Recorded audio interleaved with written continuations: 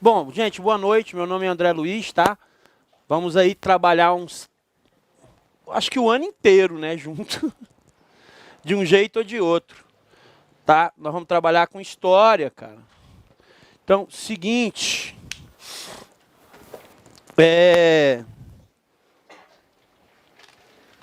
Nesse ano que passou aí pra nós foi muito legal. Ah, só um pouquinho. Boa parte de vocês conhece minha matéria, né? Não é isso? Se brincar, não estou pronto ainda para ser chamada, senão ainda vou fazer 45 anos, não dá. Tá faltando... Se eu ainda tivesse no mesmo peso do ano passado, eu não entrava ali não, é lá. Ainda bem que eu né, vou ter que voltar a correr direito agora, porque vai chegar o momento que eu não consigo. Esse aqui é o André. Tá? Isso pega mal. Não, o importante é isso.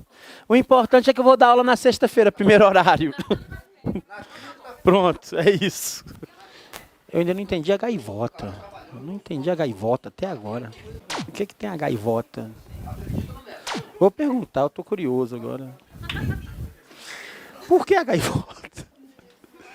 Ai, meu Deus. Bom, vamos embora, né? Então é o seguinte, cara, nós... Ano passado, aproveitando que a cidade está ali ainda, deixar claro que nós gabaritamos a prova ano passado. Tá? Tá, gabaritamos a prova de história.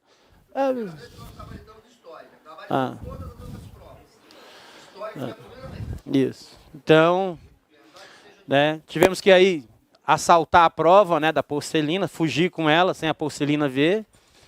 Né, então fugimos com a prova.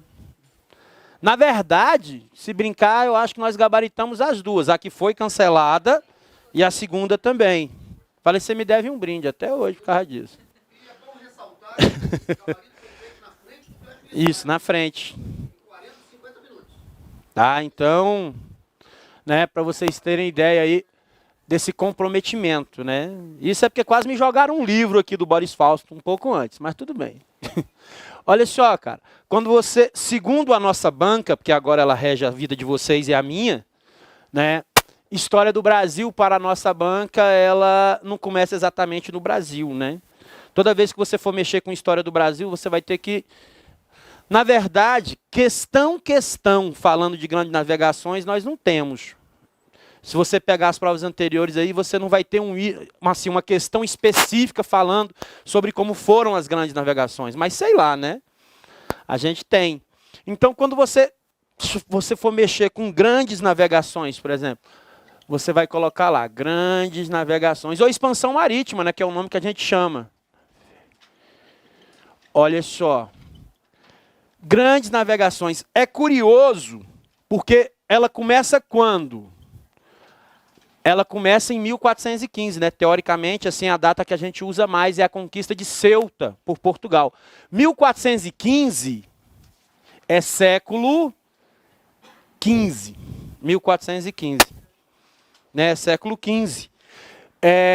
E aí você tem um problema. Tudo começa em Portugal. Cara, mas o interessante de começar em Portugal é porque nem é ele. Né? Portugal é importante nesse processo. Mas aí, se você fosse, sei lá, se você quisesse organizar a sua vida, tudo começa com antecedentes, concorda? Isso, vai isso. Né? Por todo o Brasil, a gente copia um negócio errado, apanha depois. Antecedentes. O problema, que quando você fala em antecedente, muita gente já vai, as pessoas vêm muito direto, né? Você vai logo aonde? Você já fala em queda de Constantinopla, você já vai... E não é. Na verdade, se você parar para pensar, essa ideia de grandes navegações, ela retroage muito tempo. Se eu fosse colocar, a primeira coisa que eu colocaria como antecedente disso aqui, é isso. É o Renascimento. O Renascimento científico, né? O artístico científico, filosófico, o Renascimento. Aquele que todo mundo acha lindo, né? Quando fala em Renascimento, vocês imaginam quem? Os quadros, né? Rafael, Da Vinci. Mas é o Renascimento que faz uma mudança fantástica. Essa mudança não é física, essa mudança é mental. Por quê? Pensa um pouquinho o que você sabe de Renascimento, né? Esquece um pouquinho os pintores e pensa um pouquinho. O que é que você sabe? O que é que o mundo era? O mundo era medieval. O Renascimento é dentro da Idade Média. Teoricamente, isso aqui é dentro da onde ainda? 1415, você está dentro da Idade Média. Tá? Agora tu pensa comigo. Vocês estudaram o Renascimento na sua vida. Provavelmente uma das matérias de história que vocês mais gostaram, porque o professor de história adora mostrar um quadro daquilo, é coisa maravilhosa. Mas não é. O que mudou aqui, cara, é a visão. Que visão você tem? Você tem uma coisa chamada teocentrismo, lembra? Deus no centro de todas as coisas. Você não viaja. Por que você não viaja? Primeiro que não é de Deus. Que negócio é esse de você andar de navio para lá e para cá? Vocês, mulheres, sinto muito, vocês nem podiam entrar no navio. Né? Vocês, então, traziam azar, entre outras coisas que vocês traziam. Aí pensa, eu mudo a minha visão de mundo. O Renascimento muda. Eu saio da onde? Do teocentrismo para onde? Para o antropocentrismo. O problema é que vocês têm uma visão meio suspeita de antropocentrismo. Se você pegar vários livros de história agora, está escrito assim, antropocentrismo, o homem no centro. Você está doido, não faz isso não, que a igreja te queima, meu filho. O homem não está no centro de tudo, o homem está no centro das atenções. É diferente. Teocentrismo, Deus no centro de todas as coisas. Antropocentrismo, o homem no centro das atenções. Então nós não estamos tomando o lugar de Deus, senão você vai queimado. Imagine você falar isso no pleno poder da Igreja Católica, que nós vamos derrubar Deus e colocar o homem lá. Não vai dar certo. Mas só a visão de renascimento, só a visão de mundo muda, me faz viajar? Não. Você tem que lembrar que nessa época as pessoas morriam de medo do mar. Então você tem aqueles monstros enormes, é o Kraken, né? Para quem já assistiu aí, de assistir, né? Piratas do Caribe, o pobre do Kraken, tadinho, mataram o bichinho. Mas aí você tem vários outros, é o Leviatã, né? Que não é exatamente uma baleia, é maior do que ela, né? É o maior monstro na Bíblia, e vários outros, vários e vários outros. O que muda não é só uma visão de mundo, eu preciso mudar a geografia, eu preciso mudar tudo. Então, que sistema você tem? Pensa comigo, que sistema você tem? Você tinha um sistema ptolomaico. Só que ninguém chama o pobre do bichinho pelo nome. Ninguém fala assim, o sistema ptolomaico. Eu falo, professor de história. Mas vocês conhecem por outro nome. Geocentrismo. Geocentrismo. Quem está no centro do universo? A Terra. Os planetas e o Sol giram em torno de quem? Da Terra. Mas a Terra está parada. Ela está imóvel. Se você pegasse, por exemplo, uma coisa que é bom a gente botar na cabeça. A Idade Média sofre muito preconceito dentro da história e das pessoas. Vocês, por exemplo, vocês já devem ter ouvido que na Idade Média as pessoas achavam que a Terra era quadrada. Isso é mentira. Isso é lenda. Na Idade Média ninguém achava que a Terra era quadrada. Todo mundo sabia que a Terra era redonda, mas ela é redonda e plana. Imagine que ela é esse copo aqui, ó, redonda e plana. Vocês sabem que a Terra hoje, né, é um globinho achatadinho. Esses somos nós. Naquela época, você tem o quê? Ela é plana. Qual o perigo de você estar morando numa Terra... Alguém conhece a gravidade aqui nessa época? Não. Eles acreditavam que se você viesse aqui, você ia o quê? Cair. E cair é cair eternamente, gente. Olha que saco, né? Você está num navio, o navio cai. Desaforo, o navio cair da terra. Já pensou? Aí você está cansado, né? Porque o navio está caindo um dia, 2, 3, uma semana, 2, e você lá caindo junto. Então você decidiu que a sua vida está muito ruim, você quer se matar e salta do navio. Você cai do lado dele. Porque você está caindo, o navio está aqui, você está junto, né? De repente você consegue voltar para o navio e algum dia você cai, ou não cai. Porque a queda é eterna, você está no éter, meu filho. Então, olha só, eu preciso mudar. Eu preciso de antropocentrismo. E como é que eu substituo o geocentrismo? Pelo heliocentrismo. Aí é o quê? O sistema coperniano. Copérnico, já ouviram falar?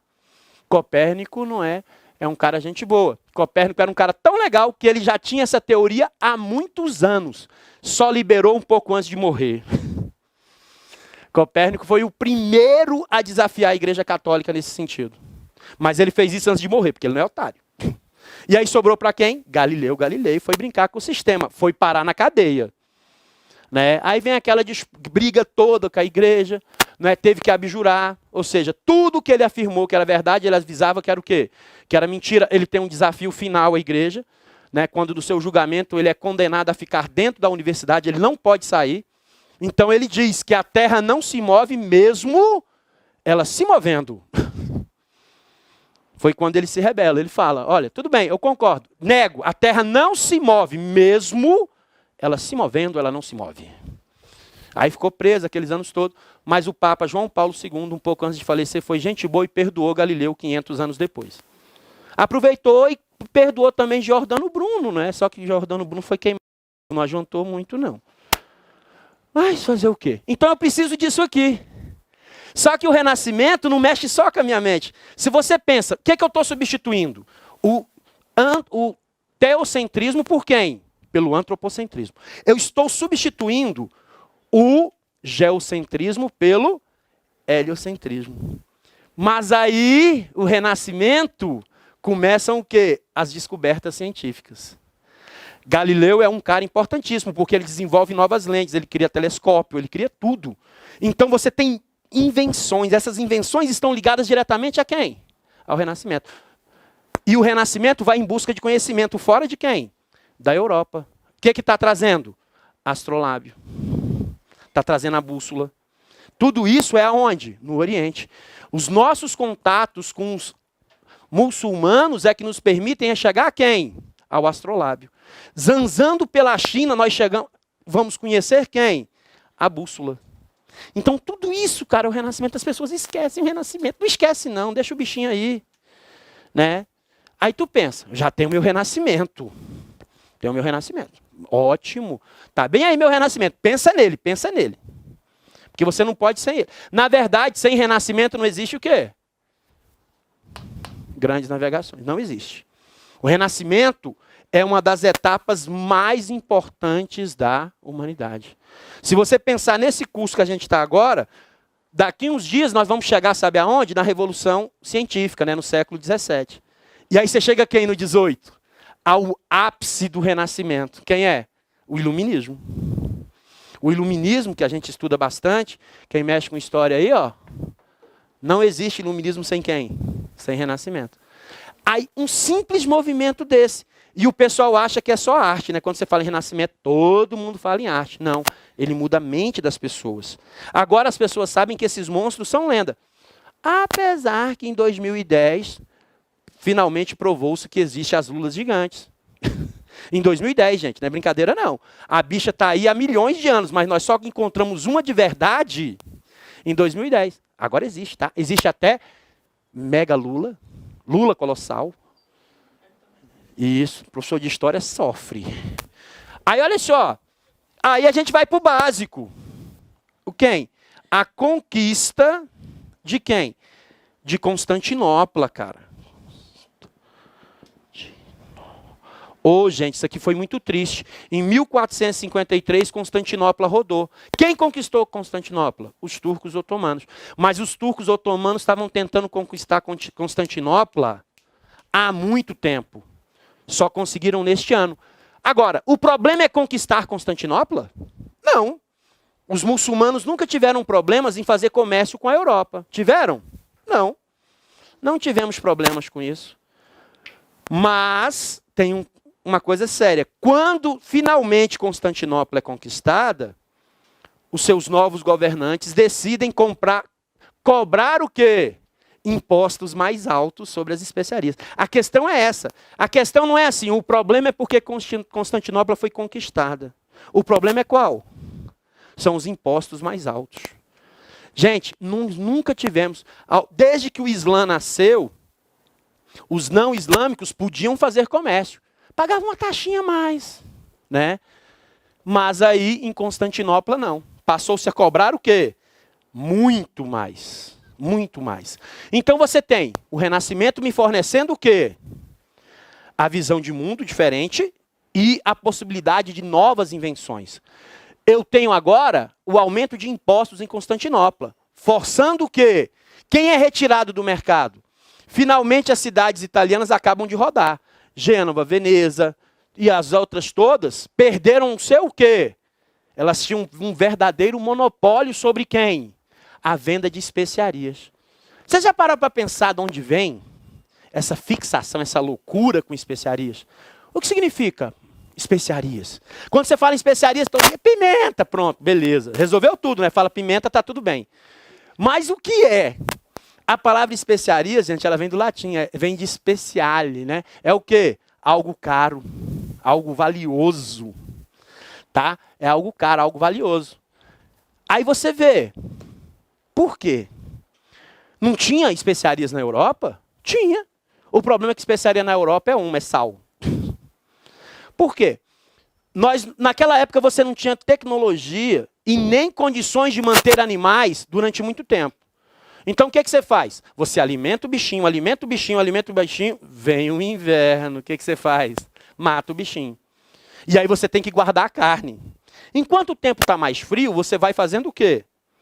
Você vai cuidando do bichinho, vai cuidando da carne, você não deixa ela apodrecer, vai virar carne seca, aquele negócio todo. Mas e depois? Depois você precisa dar um jeito. Aí, como é que você dá um jeito? Especiarias. Porque todo mundo aqui, se brincar, quando não queria comer alguma coisa, já jogou pimenta dentro para comer logo, né? Não sentir gosto de nada de preferência. Agora, quando você pega uma carne que já está estragando, ela está naquele ponto, estraga, não estraga, estraga, não estraga. Você quer mascarar o gosto da carne. O que você usa? A especiaria. É aí que deixa ela tão importante. Mas especiaria é um termo amplo demais. Então, peraí. Mudei minha visão de mundo. Eu tenho um problema com impostos. Mas só isso é motivo de eu conquistar metade do mundo depois? Não. Eu preciso de outra coisa. Eu preciso de novos mercados. Sempre que você ouvir novos mercados, são dois. Só existem dois para nós aqui em história. 2 mercados. Eu preciso de mercado de matérias-primas e eu preciso de mercado o quê? Consumidor. Que ótimo. Preciso dos dois. Ok? Aí vocês vão pensar, professor André Luiz, o senhor está de sacanagem hoje, né? Só porque o senhor mudaram o seu horário, o senhor teve que vir correndo, o senhor está de sacanagem comigo. Como assim? Aqui não existe capitalismo nessa época, professor. Como assim mercado consumidor? Meus senhores, capitalismo existe desde que a nossa espécie desceu da árvore. A gente só não dá esse nome. Porque todas as outras fases da economia que vocês conhecem, na verdade, são fases de quem? Do capitalismo.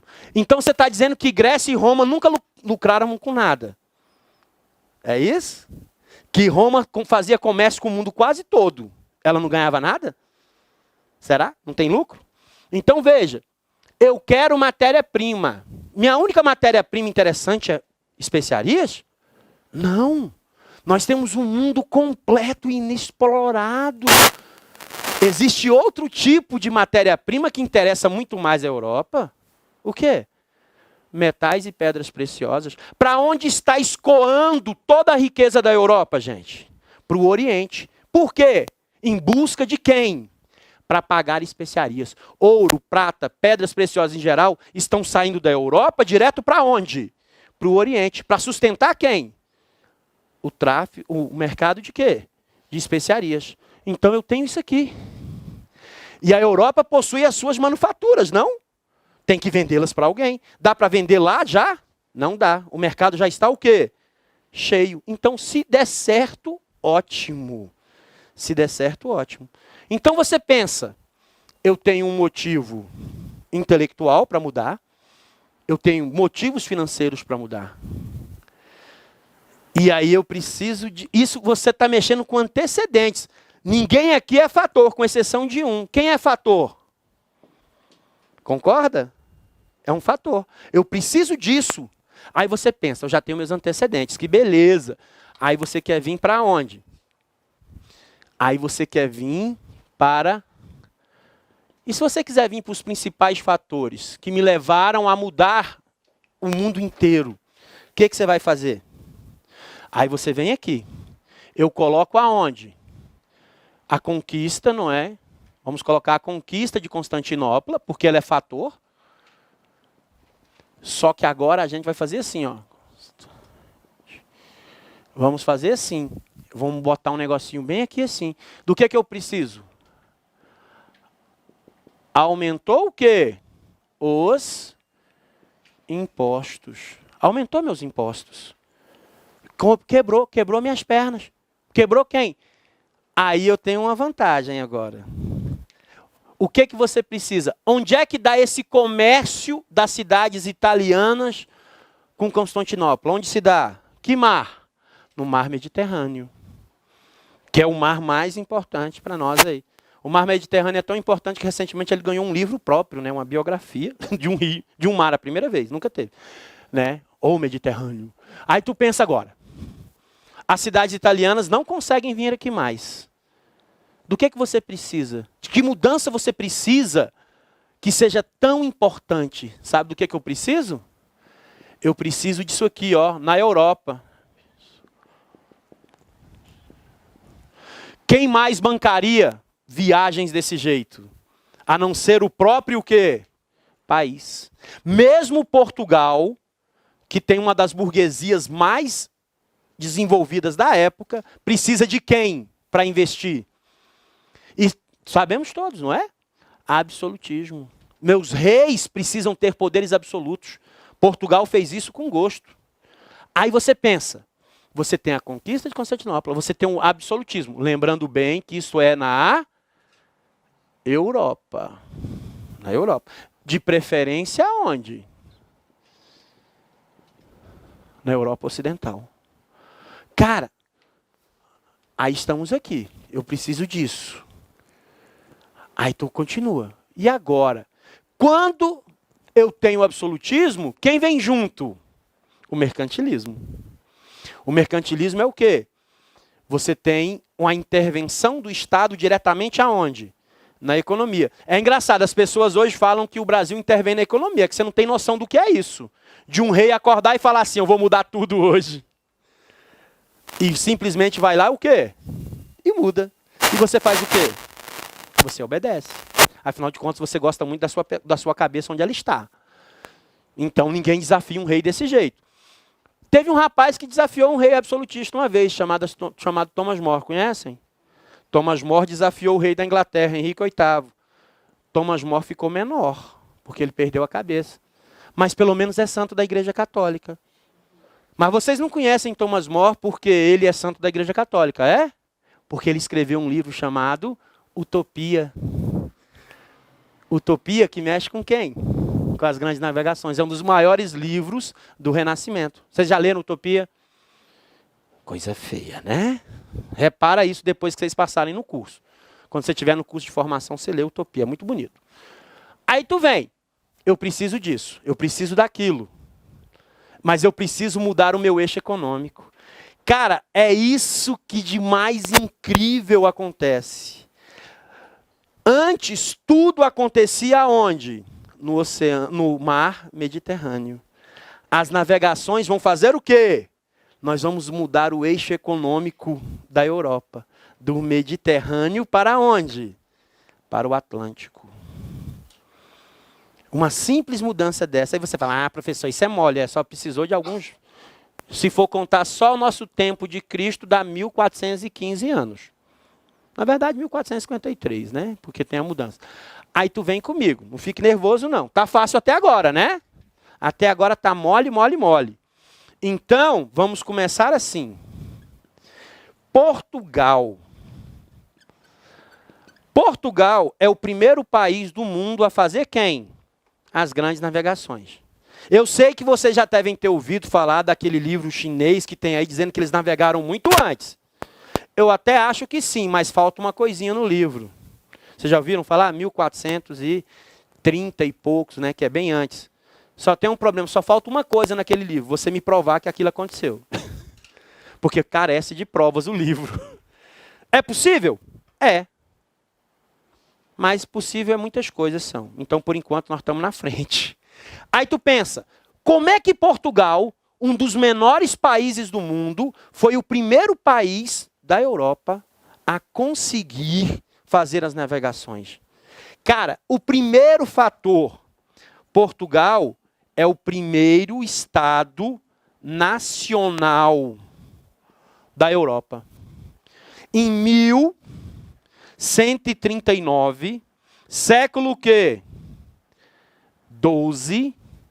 Em 1139, século 12, o que Portugal já era?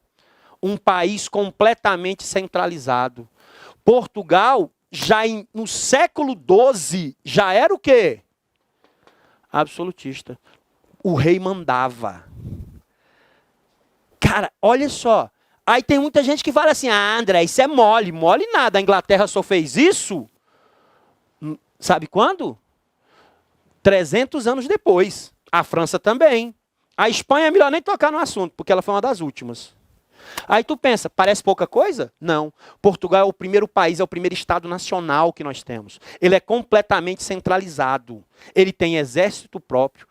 Ele já tem fronteiras. Ele tem um único sistema de cobrança de imposto, de medidas. Ele é único. Ele é único. Fechadinho. E além dele ser o primeiro estado nacional, menino que esse pincel tá o bicho. Posição geográfica favorável. Vocês já viram a posição de Portugal no mapa, gente? Que é isso? Do lado você entra no Mediterrâneo, de frente você está no Atlântico. Que abuso! Né? É o sonho de muito país por aí, ter essa posição. Cara, mas é incrível. Quem está de frente para Portugal do outro lado? Onde é que Portugal praticamente está? Portugal está praticamente aonde? No Estreito de Gibraltar. Bem na entradinha, ó. Aqui esse primeiro pedaço é de quem? É da Espanha, né? Quem está aqui em cima? Portugal. E aqui? A entrada do Mediterrâneo.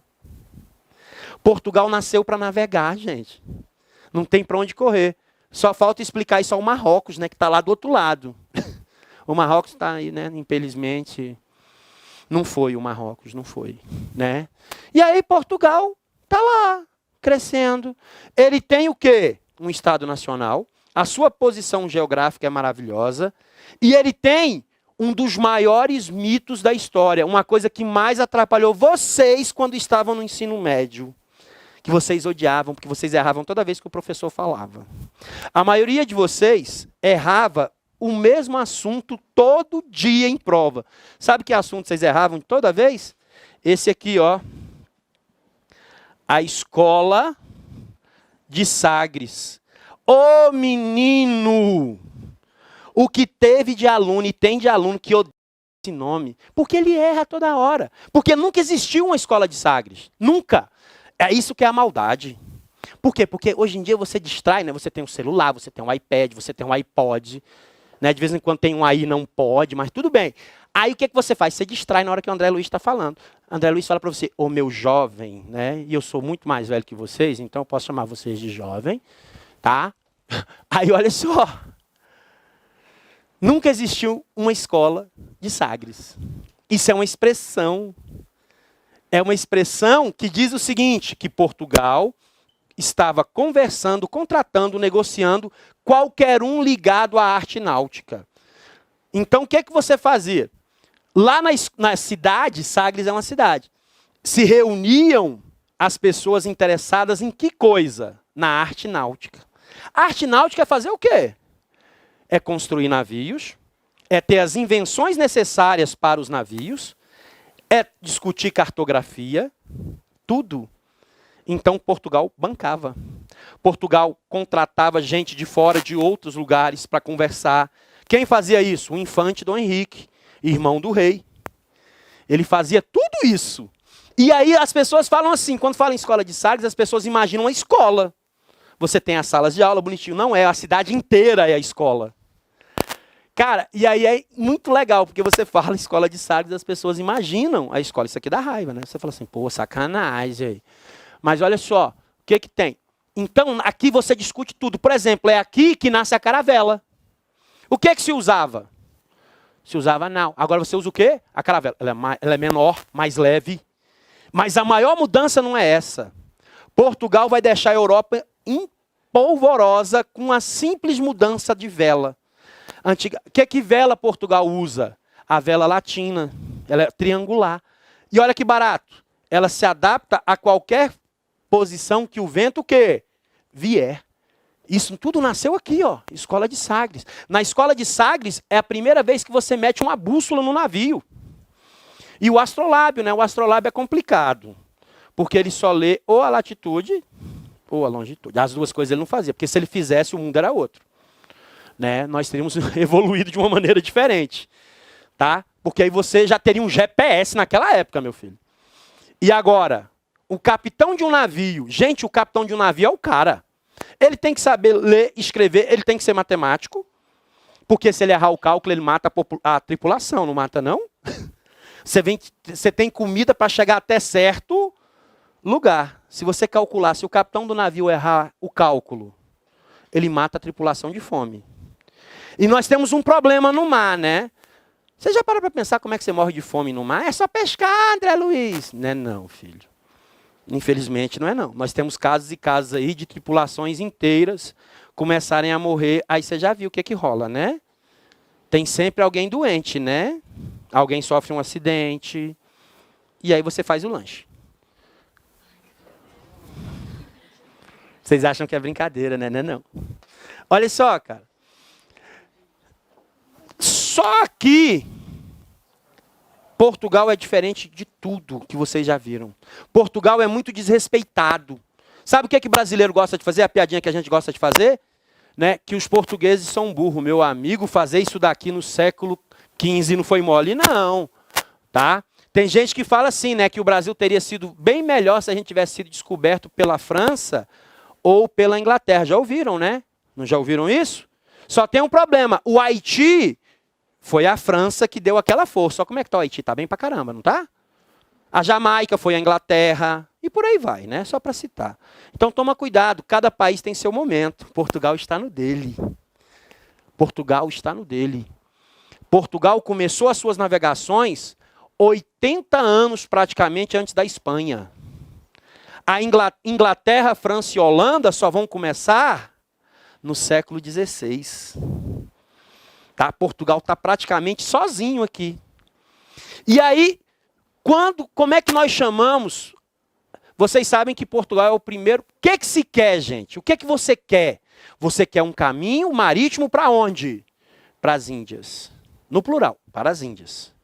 Porque o caminho terrestre está fechado. E Constantinopla também. Por que marítimo? Por causa do tamanho do navio. Cabe muito mais especiaria lá do que numa caravanazinha de cabelos, meu filho. Aí tu pensa, nós estamos vindo. Estado Nacional, posição geográfica, Escola de Sagres. Na verdade, a gente podia colocar uns 50 fatores aqui. Esses são os mais importantes. E aí acontece a ideia. Portugal começa a testar. Qual é a primeira conquista de Portugal? É Ceuta. Ceuta fica onde? No Mar Roxo. É só atravessar o Mar Mediterrâneo. Então Portugal atravessou, atacou, conquistou, ninguém falou nada. Tudo bem que o pessoal lá não gostou muito na época, mas as armas de Portugal eram melhores, os canhões eram melhores. A gente matou quem resistiu. Chegou em Ceuta, tomou, ficou, olhou para um lado, olhou para o outro. Nós estamos na África. Bem aqui. Nós estamos na África. Aí começa. Portugal vai o quê? Descendo. Mas mesmo mudando a minha visão, o que é grande? O medo. Como é que a gente chama o Oceano Atlântico? Mar tenebroso. Deus sabe o que tem lá. Aí a gente está em Ceuta. Aí nós começamos a descer. Aí vamos lá. Vamos pegar nas ilhazinhas. Madeira, Cabo Verde. Vamos descendo. Vamos descendo. Você pega toda a região do Cabo Bojador da África. Aquela curva maior da África, sabe? E Portugal não se afastava do litoral africano. Não se afastava. Deus sabe o que tem para lá, não é isso? Então a gente vem descendo a África. O que você faz? Chegamos aqui. E o que é que eu vou fazendo em cada percurso desse? Eu vou desembarcando e vou atacando. E Portugal vai tendo acesso a ouro, a prata, a metais e pedras preciosas em geral, a especiarias, pouquinhas, não era aquilo que a gente queria ainda, né? Marfim, e vamos descendo, e vamos descendo. Gil Eanes é o primeiro a fazer o quê? Fazer a porra da curva. Fez. E voltou. Portugal tinha uma mania, né? Ele chegava aqui e voltava para avisar para o rei que voltou. Majestade, nós chegamos lá. Aí você já fez a curva. Aqui, aqui. Chegou aqui, fez a curva. Volta de novo. Gente, nós chegamos. Gente, essas viagens são todas secretas. O capitão do navio carregava um documento chamado portulano, onde ele fazia mapa, ele escrevia tudo. Um portulano valia dinheiro demais. Enquanto isso, França, Inglaterra, Espanha ofereciam o peso em ouro de quem levasse um portulano legítimo de Portugal. Porque eles sabiam que Portugal estava o quê? Viajando, mas não sabiam como, onde, por quê. Levei em Portugal, descendo. E aí você vai vendo tudo, vão descendo, vão. O que é que a gente abre em cada canto? As famosas feitorias. A feitoria é o quê? É um depósito. Na verdade o nome é esse, a gente bota feitoria porque o nome é bonito. Mas feitoria é depósito de equipamentos, de armas, né, de produtos. E você está mexendo com tribos africanas. Não conhecem dinheiro, então a gente também vai trocando. Nós vamos trocando mercadoria aqui. O que não acontece nesse momento? Escravidão. Nós não temos uma prova concreta que já nesse momento Portugal estava o quê? Escravizando os outros. Portugal nem pensava nisso. Mas Portugal botava sua bandeirinha em tudo quanto é lugar. E vamos descendo. Imagina o seguinte, você está vindo descendo a África. Né? Eu não sou desenhista, não. Você faz assim, ó. Lembra que você faz a curvinha? Ó. Aí vem Portugal descendo. Ceuta é aqui. Aí você vem. Desci. Você vai entrar. Aqui vários rios vão ser descobertos. Porque os navios portugueses vão entrando. Você vai descendo. Mas Portugal não conseguia passar para cá. Nenhum navio português conseguia vir daqui para cá. Porque o famoso Cabo das Tormentas perturbava. Ninguém passava. Vocês já pararam para pensar por que ninguém passava do cabo? Vocês sabem, desde que frequentaram o ensino fundamental, médio, vários cursinhos pré-vestibulares aí, todo mundo fala que ninguém conseguia passar. Por quê? Alguém já disse por quê? Senhores e senhoras, né? No caso, senhoritas. Olha só. Quem eu sou aqui? Eu tenho o Oceano Atlântico bem aqui, não tenho? Quem eu tenho aqui? Oceano Índico. Onde é que os dois se encontram? Bem aqui. Esse encontro não é bom. Porque você tem a água mais fria do Atlântico se encontrando com a água mais quente de quem? Do Índico. Quando elas batem, a navegação fica difícil e os navios afundavam. Por quê? E todo mundo passava aonde? Pertinho, né? Lembra do medo? E aí você afundava bem aqui. Essa ponta é quem hoje em dia? É a África do Sul, né? Pô, gente, não era legal afundar aqui não. Porque é um dos lugares do mundo onde mais tem tubarão branco. Não é legal. Não é bom, não é de Deus afundar nesse lugar. Parece que os bichinhos ficavam esperando, viciaram, né? Porque sempre afundavam o navio. E aí danou-se, ninguém passava. Até que alguém teve uma ideia muito mais legal. Por que passar tão o quê? Perto. Ô, gente. Bartolomeu Dias passou. Ele passou longe. E quem ele viu bem aqui? Madagascar. Ou quem está bem aqui? Onde ele queria chegar, Calicut, né? Ele parou bem aqui. Ele falou, gente, parou, nós passamos. Voltou. Cara, gente, eu não aguento, velho. Eu não aguento. Desde 1415 querem passar. Desde 1415. Olha só a dificuldade. Quando Bartolomeu Dias viu a ilha de Madagascar, voltou. Ele voltou. E chegou. Já foi no rei. Majestade, nós passamos. Nós passamos aonde? Nas Índias? Não, Majestade, nós passamos o Cabo das Tormentas. Ok, valeu, tá? E agora? E as Índias? Nós não chegamos lá não, mas e por que tu voltou? Eu voltei para avisar o senhor que nós dobramos o cabo. Ô, meu filho, fica aqui agora, fica, castigo. Como assim tu volta? Tu fez o mais difícil em anos, gente. Mas o homem voltou. E não voltou mais, nunca mais navegou depois disso, viu? Puxamos a orelha desse monstro. Cara, nós afundamos milhares, centenas de navios aqui. Como assim tu volta? Aí ele voltou. E aí começa. Em 1498, Portugal fechou para balanço. Portugal passou por uma mudança esquisita. Todas as informações referentes às navegações desapareceram em Portugal. Portugal, entre 1498 e 1500, sumiu. Informações desapareceram. Outras histórias foram inventadas. Portugal estava formando o quê? A maior frota até então civil. Ou, quando a gente fala em frota, assim, era 13 navios, né? Mas era o máximo que se podia fazer na época. E aí, quem foi escolhido como supremo comandante deste navio? Dessa frota? Pedro Álvares Cabral. Diga-se passagem, pela influência da família da esposa. Né? Então, descemos. Agora foi mole, não foi? Agora, olha que situação escrota é essa aqui. Sempre por onde? Por aqui. Sempre contornando a África. Mas, subitamente, os navios que estavam aqui foram parar ali. Foi a famosa tempestade. Até hoje nós estamos esperando a repetição dessa tempestade. Porque, senhores, se você falar assim, André Luiz, o Brasil, quando Portugal chegou aqui, sabia? Não sabemos. Essa discussão, gente, já gerou muito ódio. Né? Portugal jura de pé junto, até hoje, os maiores historiadores portugueses juram de pé junto que foi uma coincidência. Mas aí é que tá, sabe qual é a primeira norma de ser professor de história?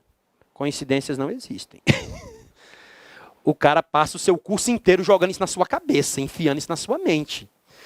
Agora veja, vocês sabem como é que chama essa viagem? Isso se chama périplo. Périplo. É o périplo que? Africano. Para chegar às Índias, Portugal contornou quem? Todo o continente africano, praticamente. Devagarzinho, com calma. Esse é o famoso. Já ouviram, né? Em prova, périplo africano. Aí tu pensa assim, que é uma coisa gigantesca, uma coisa enorme. Provavelmente algum tipo de maldição, um nome desse. Né? Périplo, não. Périplo é o quê? Contorno. Périplo é contornar. Né?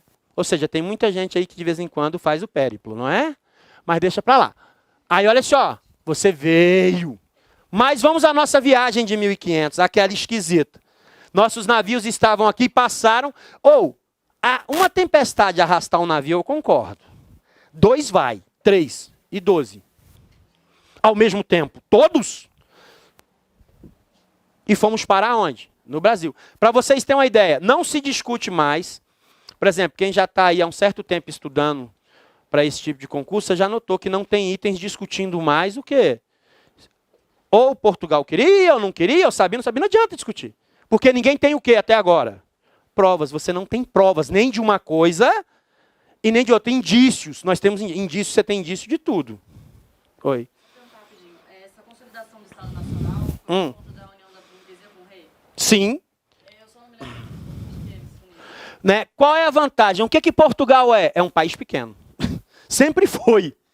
Né? Leão, Castela e Aragão são muito maiores. Se você olhar, Leão, Castela e Aragão formam quem? Os três juntos? A Espanha. Então, desde o início, o que você tem em Portugal? A nobreza portuguesa é praticamente quem? A sua própria burguesia. Os nobres portugueses, todos participam ativamente de quê? De uma atividade comercial.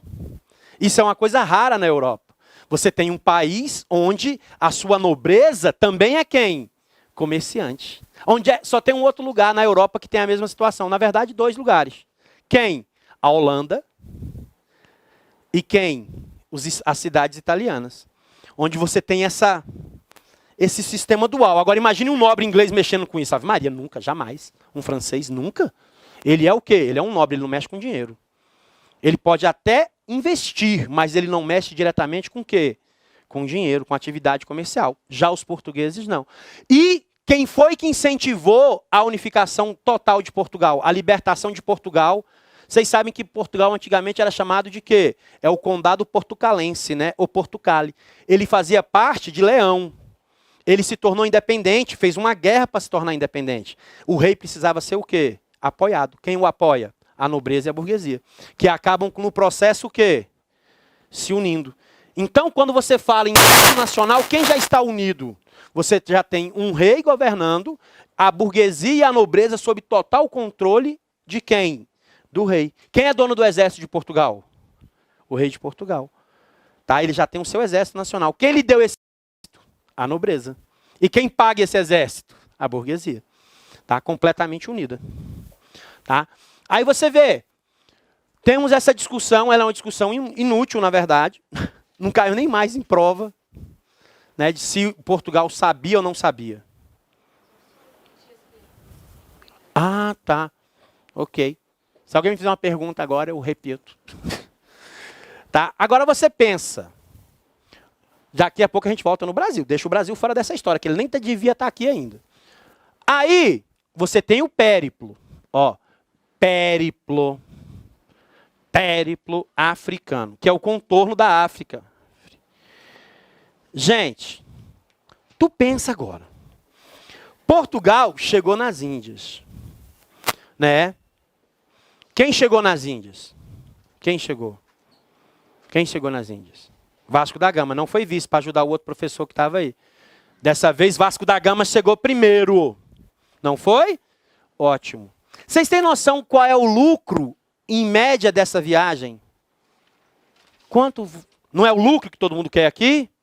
Nós acreditamos que a primeira viagem de Vasco da Gama, a primeira de ida e volta, gerou um lucro marromeno. Ai, delícia! 6.000%, senhores. É o que a viagem valeu. Só tem um problema. Voltou metade da tripulação. A outra metade morreu. Mas aí é bom, né? Mais dinheiro para a gente dividir. Mas ninguém queria dinheiro nessa viagem.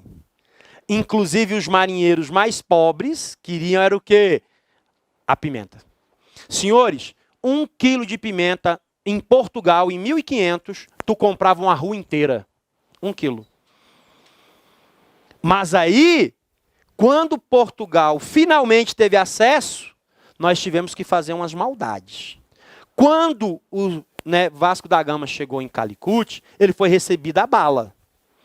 E respondeu a bala. O seu navio estava muito bem armado e ele começou a bombardear a cidade.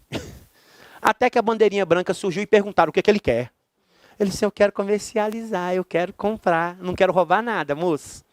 Aí o cara, mas você é cristão, eu sou muçulmano, cara, eu quero comprar assim mesmo. E comprou. Abarrotou o navio e voltou. Cara, pronto, o mundo se transformou naquele momento. Tudo aquilo que começou aqui, com a chegada de Portugal a Calicut, mudou o mundo. Agora a Europa toda sabe que existe o quê? Um caminho para onde? Um caminho marítimo para as Índias. Existe esse caminho. Quem já o encontrou? Portugal. Mas ninguém sabe como. Lembra? Os portulanos, tudo secreto. Então Vasco da Gama volta, preparamos nossa viagem. Quem rodou na história? A tristeza, né? Bartolomeu Dias rodou.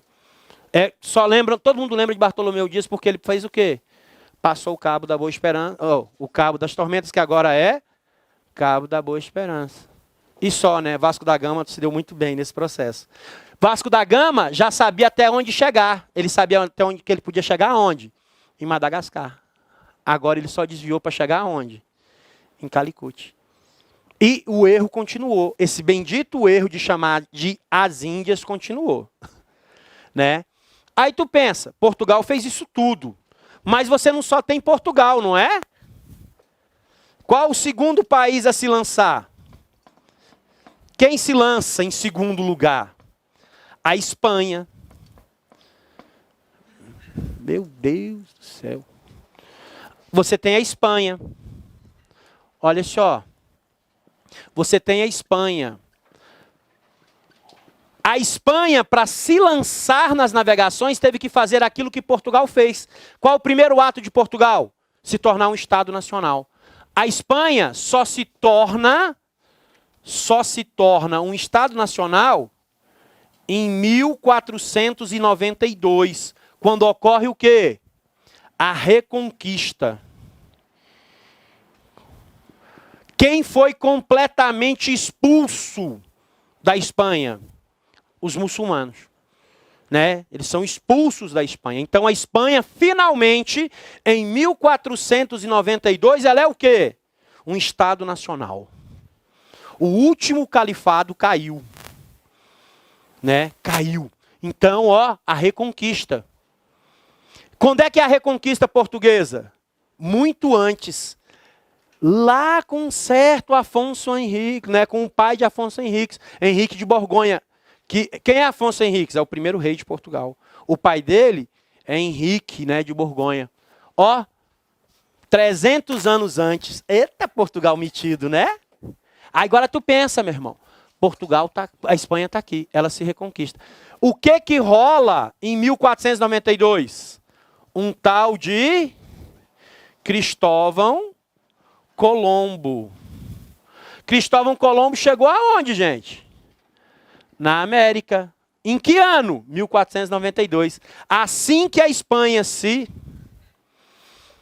assim que a Espanha faz a sua reconquista, ela se lança aonde? Nas grandes navegações. E aí começa. Em 1493 nós temos uma reunião interessante em Roma. Estranho, né? Você está fazendo uma viagem, mas agora nós precisamos do Papa. Por quê? Porque os navios de Portugal e Espanha começaram a se estranhar pelo mundo. E aí nós temos que definir o que vai ser deste mundo agora. Então, chamamos quem? Qual a maior autoridade do mundo ocidental?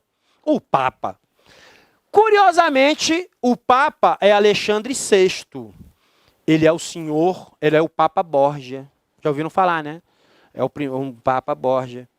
O nosso querido Papa recebe alguns favores, né, dos dois países. Então nós temos que chegar num acordo. Nasce assim nosso primeiro tratado marítimo. A bula intercoetera ou intercoetera, o que você preferir. Pode ser escrito junto, separado, você fala intercoetera, intercoetera, para nós não muda. Qual é a ideia? 100 léguas, pega Cabo Verde, bem aqui. 100 léguas a oeste de Cabo Verde, tudo pertence a quem? A Espanha. Ou seja, tudo daqui para cá é de quem? É Espanha. Tudo para cá é quem? Portugal. Mas aí nós temos um problema. Olha só. Nós temos um problema. Meu Deus do céu.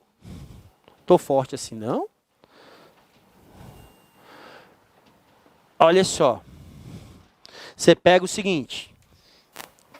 Você pega um certo litoralzinho muito conhecido de vocês, né? O problema, a linha passava onde? Né? Só para vocês terem uma noção. A bula intercoetera, mais ou menos isso aqui, ó. Daqui para cá é quem? É Espanha. Daqui para cá é Portugal. Gente, nós não temos uma explicação lógica para isso, mas Portugal não aceitou por nada nesse mundo a bula. Se você, André, por quê? Não temos. Portugal simplesmente falou que não aceitava. Até aí tudo bem, não aceitar é tudo bem. Mas como o Papa é gente boa, perguntou por quê? Não tem um porquê. Portugal bateu o pé dizendo que não aceitava. Aí a Espanha, por que não? Não, por que não? Mas por que não? Não, nós não queremos esse tratado, não nos interessa. Ó, o cara, mas moço, tem alguma terra ali? Não vem ao caso. Simplesmente, Portugal bateu o pé dizendo que não aceitava. E até ameaçou a Espanha de guerra. Se a Espanha insistisse em manter este tratado, daria o quê? Guerra. Aí o nosso querido Papa respirou fundo, Alexandre VI, não é? Falou, gente, tá difícil isso aqui.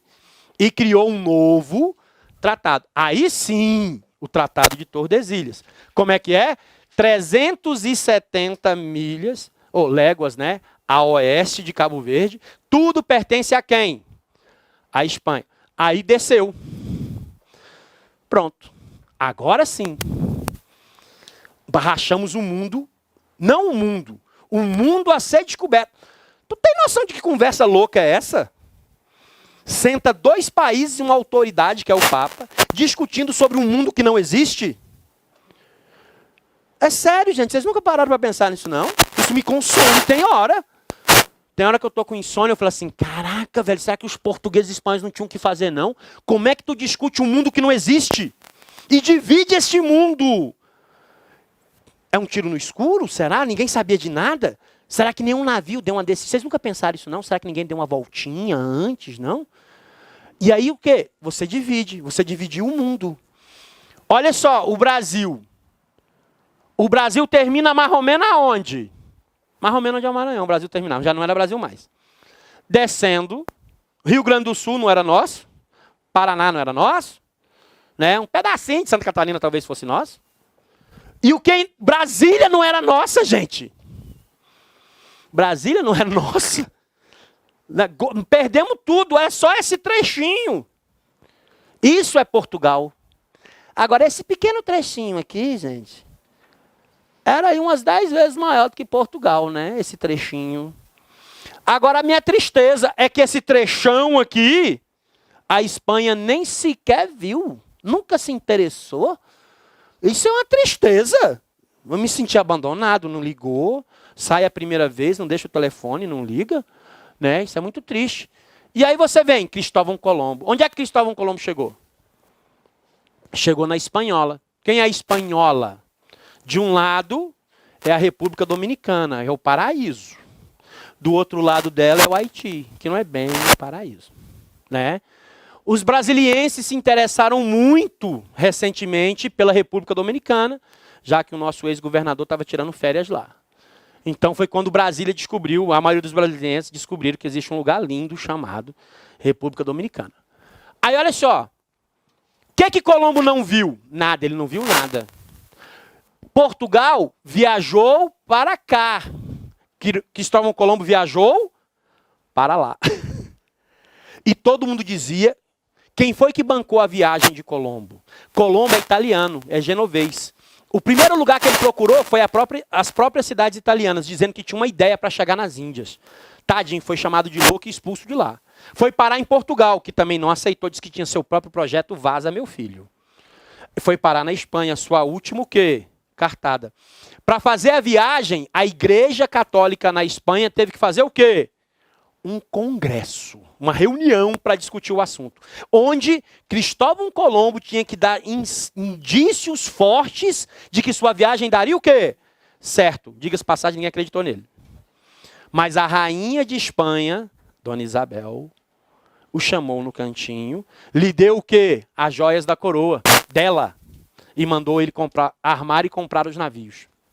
3 navios que deu. Então, levem ele. Todo mundo vindo para cá e só o rapaz indo para lá. Então ele foi para cá. Gente, 30 dias depois, ele não viu um pedacinho de terra. 30 dias depois, a tripulação queria matar Cristóvão Colombo. Na cabeça de todo mundo, ele tinha condenado todos os navios, o quê? À morte. E nem sequer chovia para ter uma aguinha. E cadê a comida? Nada. Na verdade, gente, rolou até uns sacrifícios aí. Nessa hora, né, todo mundo é católico, né? Mas só tem um problema, no meio do mar não custa nada, né, Poseidon participar, né? O que custa? Então, nós acreditamos que o marinheiro mais novo teve a sua garganta cortada num acidente ao se barbear e o seu corpo foi jogado ao mar e por coincidência todo mundo pediu, né, até nessa hora, meu filho, você reza para todo mundo. Você está perdido no meio do mar, não tem nada lá. E cadê? Nada também. Quando eles estavam próximos da revolta, finalmente apareceu o quê? Terra. E todo mundo gritando, as Índias, as Índias. Era a espanhola aqui na América. E o que a gente ouvia falar sobre as Índias? Cidades enormes, superpopulosas, muita especiaria. E cadê a cidade? Colombo desceu do navio e procurou essa cidade, procurou e nada. Achou até, né, algumas tribos lá, conheceu o ouro, mas cadê a cidade? Não tem cidade, mas tinha ouro. Tinha metais preciosos, em pequena quantidade, mas pouco é melhor que nada. E nada. Ele voltou para a América, voltou para a Espanha, depois fez mais 3 viagens, e aí o bichinho morreu, jurando que chegou aonde? Nas Índias. Por isso que nós chamamos os nossos índios de índios. Aqui na América todo mundo é índio por causa disso. Eu não concordo, né? Ninguém concorda. Sei lá, a gente podia chamar nossas tribos indígenas de autoctones. Sabem? Não é bonita a palavra autoctone? Melhor do que usar aborígene. A Austrália já usa aborígene. Mas não é errado chamar nossos índios de quê? Aborígenes, já não estão aqui. Então você pode chamar nossos índios de índios, se você quiser, que é o erro histórico. Ninguém conseguiu mudar esse erro. É um erro histórico. Porque você não está nas Índias, você está, né, na América. Mas isso só foi descoberto anos depois. Aí você tem o seguinte: aborígene, autóctone, originais. Esse não é um bom nome, né? Vai virar alguma outra coisa. Deus sabe que pode virar esse nome. E aí vemos o problema. A nossa querida Espanha, além, quando você fala em grandes navegações espanholas, qual a única coisa que vocês lembram? Da América. Mas a Espanha conseguiu outra coisa. Ela chegou a descobrir um oceano inteirinho. O Oceano Pacífico. Agora, é esquisito você descobrir algo que já existe. Porque o Japão já conhecia o Pacífico. Não conhecia por esse nome. A China conhecia. A Rússia lá do outro lado conhecia. Mas entrou para esse negócio de mundo ocidental, é triste, né? O senhor Balboa, né? Vasco Núñez de Balboa, desceu aqui por onde? Pelo pedacinho do Brasil, desceu, passou pela Argentina, Terra do Fogo, chegou. Aí o que ele viu? Um imenso lugar com águas paradas, belíssimo, e botou o nome de Pacífico. É onde está a ironia. O oceano mais violento de todos é o Pacífico. As tempestades no Pacífico são enormes, gigantescas. Né? Os furacões mais poderosos estão justamente no Pacífico. Então, essa é uma descoberta espanhola.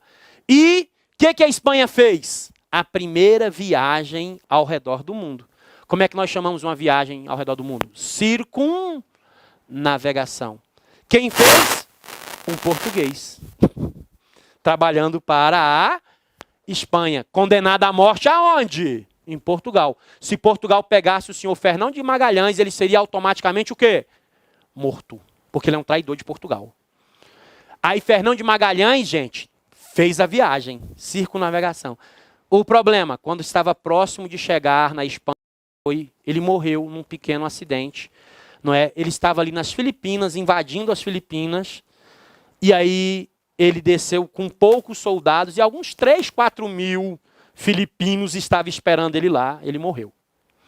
Quem termina a viagem, né, é seu vice-comandante, Sebastião Delcano. Aí você tem o quê? Essas são as nossas principais, né, de Espanha e Portugal. E aí nós chamamos o... E peraí. França, Inglaterra e Holanda. Como é que nós chamamos isso? Nós chamamos de quê? De navegações tardias. Olha só. O que esses 3 países tiveram que fazer primeiro? Se unificar. Quando é que a Inglaterra se unifica? No fim, né, da Guerra das Duas Rosas. Lá no século XV. Mas só no século XVI, com Henrique VIII e Elizabeth I, é que ela começa o quê? A visitar o mundo. A Inglaterra vai chegar aonde? A Inglaterra vai zanzar, vai descobrir o que é hoje metade do Canadá. Vai descer mais um pouquinho, vai tomar o que da Espanha? As futuras 13 colônias. Que no futuro é quem? Os Estados Unidos. E a França? A França tem aí uma grande participação, que o senhor Cartier descobre a outra metade de quem? Do Canadá. No futuro, as 2 metades vão pertencer a quem? À Inglaterra. Mas, por enquanto, um pedaço do que seria o Canadá é de quem? Da Inglaterra. E o outro pedaço é de quem? Né, da França. E o senhor, né, o capitão Hudson, inglês, trabalhando para a Holanda, descobre nos futuros Estados Unidos o quê? O rio Hudson. Ele entra pelo mar, o rio Hudson banha quem? Nova York, né? Então, você tem isso em grandes navegações. Não é engraçado?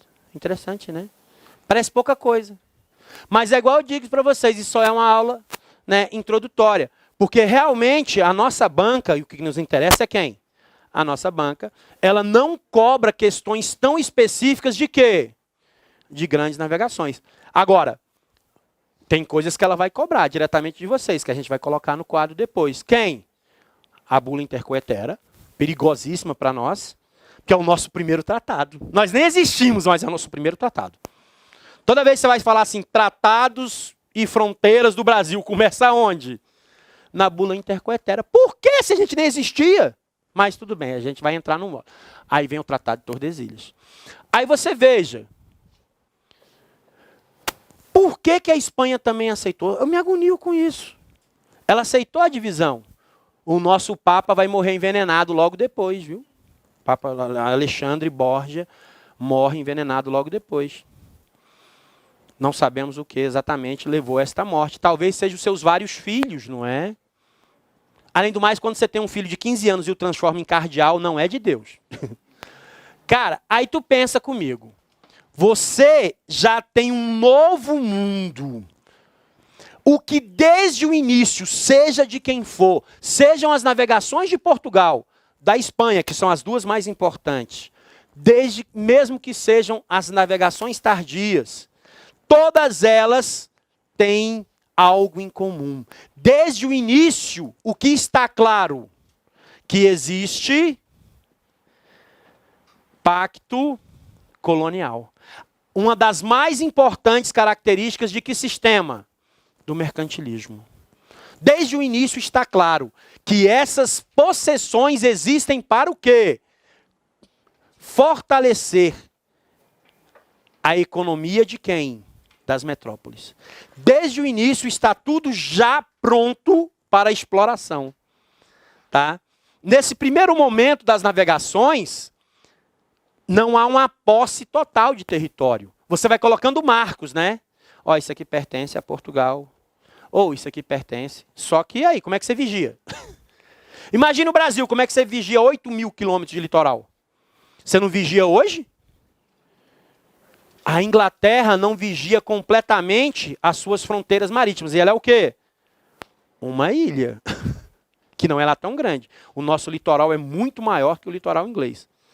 Se a Inglaterra, que é uma potência naval até hoje, não consegue controlar o seu litoral, como é que o Brasil controlaria 8.000 quilômetros de litoral? Como é que Portugal saberia com certeza que não teria os seus territórios o quê? Visitados por outros? A mesma coisa pensando quem? A Espanha, a França. Porque todo mundo tem um objetivo aqui. Explorar e ficar o quê? Rico. Então, você passa por essa situação. Aí você tem um problema. Tá? Nós, o Brasilzinho. O que você aprendeu? Que Pedro Álvares Cabral chegou aqui no dia 21 de abril. Que nem feriado é. Uma vergonha um negócio desse. Mas é dia 22, né? Porque dia 21 é. Dia 22 de abril é dia de quê? Descobrimento do Brasil. É feriado? Não é não. Mas o dia 21 é, compensa, né? Aí você pensa o seguinte. Cara, é verdade, é nosso nascimento. Foi quando a gente apareceu e falou oi para o mundo. E nem feriado é. Né? Engraçado, né? A descoberta da América lá nos Estados Unidos é feriado. De tão importante que é. Aí, estamos aqui. Tá? Aí, o que você aprendeu? Que foi Pedro Álvares Cabral. O primeiro a chegar no Brasil. Foi não. A Espanha já estava zanzando por nosso litoral, ó. Desde o iniciozinho de 1500. Desde o início de 1500, navegadores espanhóis estavam fazendo o quê? Dando volta pelo Brasil. Só não podiam tomar o quê? Posse. Quem já tomou posse? Quem vai? Por que não pode? Porque pelo Tratado de Tordesilhas, toda aquela região pertence a quem? A Portugal. Gente, aí tem muita gente que discute isso apaixonadamente, quando vai estudar fica doido com isso. Isso não fique doido com isso. Não perca muito seu tempo com certas coisas. Por exemplo, quando você estiver lá estudando quietinho, né, na sua casa, estiver ali no ônibus, estiver no seu trabalho, estudando, não perca tempo com certas coisas. Uma delas, existe a intencionalidade ou não do Brasil, de Portugal descobrir o Brasil? Isso é o quê? Isso é perda de tempo. Tem como você provar um negócio desse, rapaz? Não tem, então não mexa com isso. Vocês já fizeram inúmeras provas sobre o Brasil, isso cai? Não, não cai, porque não existe o quê, gente? Prova. Então, tá, pode ser que sim, uma redação é ótimo assunto. Mas não tem redação para vocês disso. Então não perca tempo com isso. O que você não deve perder tempo? Antes de Cristóvão Colombo, olha, Cristóvão Buarque é sacanagem, é porque eu... Sacanagem, velho. Né? Por exemplo, os Estados Unidos defendem hoje que antes de Colombo chegar à América, quem já chegou? Os vikings. Mas o que carece? Provas, realmente. Sabiam que no Brasil rolou um engambelamento sobre isso?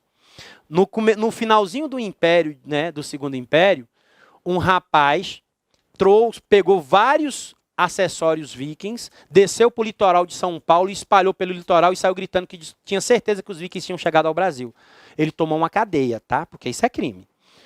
Tá? Você está mentindo, né? Falsidade ideológica, coisa feia. E aí as pessoas perdem tempo com isso, não perca.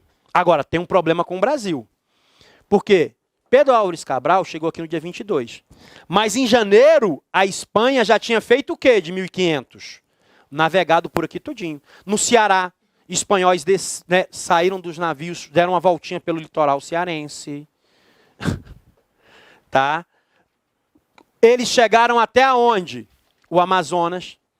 Sabiam do rio Amazonas, da foz do Amazonas, muito antes de quem?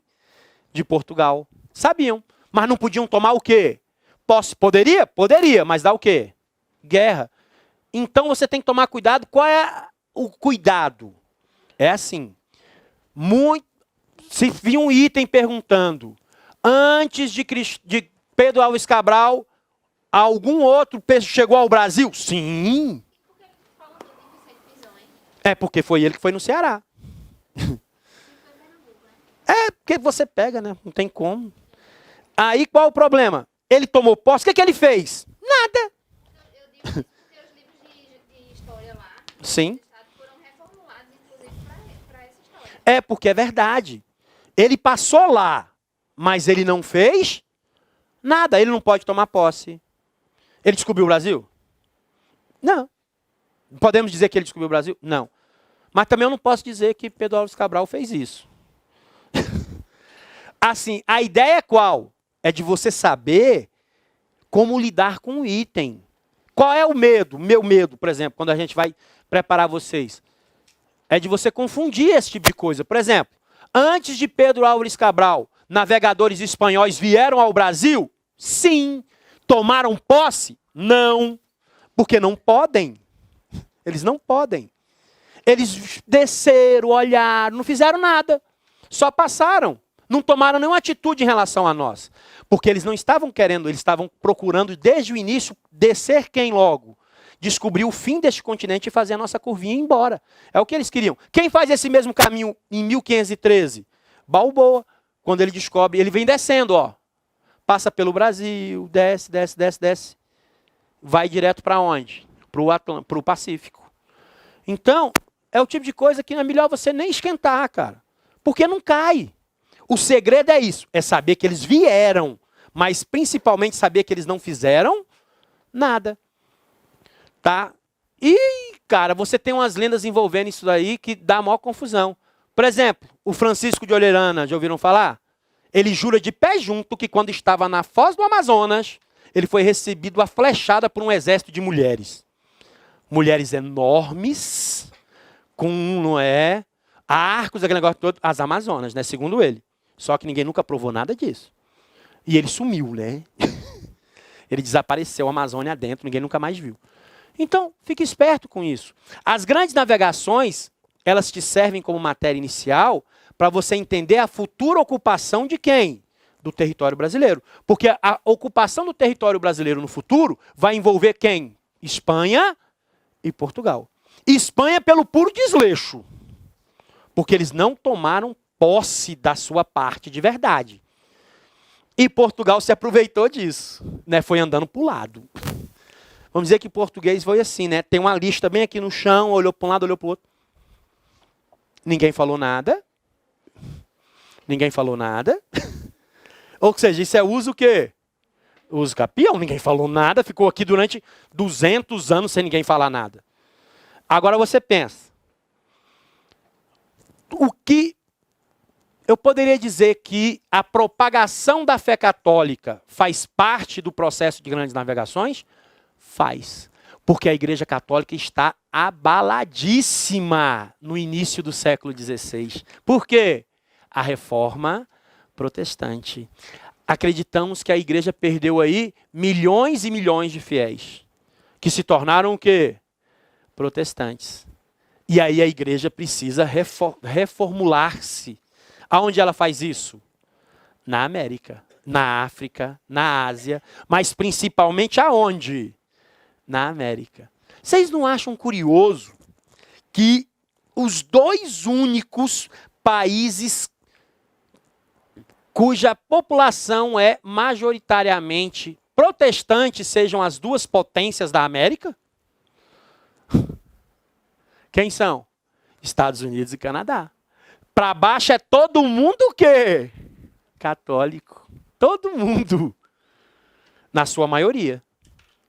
Olha que coisas, né, que você descobre de vez em quando. Aí você tem o quê? Portugal e Espanha vão inserir nos seus objetivos a fé. É o nosso primeiro nome. Né? Terra de Vera Cruz, terra de Santa Cruz. Aí virou Brasil. Que é outra discussão sem sentido na nossa história. Né? Tem gente que passa horas e horas discutindo por que o Brasil se chama Brasil. Aí você vai fazer um concurso, quantos itens caem sobre isso? 0. Porque não importa. Né? Porque não importa. Importa para mim, que sou professor de história. Né? A gente discute isso apaixonadamente, dá até briga. Né? Mas e você que vai fazer o concurso para o Exército Brasileiro? Faz diferença? Não. Faz diferença saber que existe Brasil, a ilha de Brasil, que existe o pau-brasil. Quer dizer que lá na Índia ele chamava pau-brasil? Era? Ele não chamava pau-brasil lá, não. E índio? O índio lá sabe o nome de pau-brasil? Não, é tudo Ibiraputanga. Pronto. Aí você tem o quê? Evitem esses assuntos. O que você não bota em concurso público? Assunto polêmico. A não ser aonde? Em redação. Porque se você botar um assunto polêmico demais, eu vou entrar com recurso e vou ganhar. Como é que você vai me provar, por exemplo, um monte de coisas que dizem que existia e não existe mais? A gente ganha. É meu sonho, meu sonho. Meu sonho é alguém colocar assim, Portugal sabia que estava chegando ao Brasil. Meu recurso é uma pergunta. Como? Meu recurso todinho. Como? Como é que você sabe? Você estava lá? Eu preciso de provas. Só você dizer que está. Você pode ser até eterno, mas eu preciso de provas. Tá? Então você tem o que aqui? Você está lançando no futuro o pacto colonial. Você está lançando o colonialismo no futuro. O que você tem aqui para esses países que estão dominando os seus novos territórios? São deles. Vocês acham que alguém perguntou aos nossos índios se eles queriam dividir o território com Portugal? A Espanha perguntou a Incas e Astecas, né? Porque os maias ninguém nunca encontrou. Isso é outra lenda. Né? Se vocês me permitirem uma partinha de 1 minuto. Nós nunca encontramos os maias. Tá? Nunca houve o encontro de espanhóis com quem? Com o povo maia. Porque quando nós chegamos à cidade já estavam o quê? Ocupadas por outro povo. Porque os maias ninguém nunca mais viu. Não tem prova. Agora você imagine o seguinte. Um espanhol olhando para a capital do Império Azteca. Tenochtitlán. Quase 1 milhão de habitantes em 1500. Quase 1 milhão de habitantes. Enquanto isso, além de trazer, né, os seus germes, porque na América não tinha o quê? Varíola. Não tinha varíola. Uma única praga de varíola em Tenochtitlán matou mais de 100 mil astecas. O Brasil teve um surto de varíola em 1500 e pouquinho, 1570, por aí. Acredita-se que matou milhares de pessoas. Quem são as pessoas que morreram? Os índios. Não tem resistência. E um espanhol, um inglês, francês, qualquer um desses gripado numa tribo, seja ela qual for. Lá do Ártico até a Terra do Fogo, não importa o que é que eles não têm. Resistência, eles não têm nada disso. O primeiro contato já é a primeira doença, filho. Eles já começam a morrer ali mesmo. Tá? E ninguém perguntou nada. Nós estamos tomando posse, estamos conquistando. Nós, o europeu, né? Que a maioria de nós aí decente.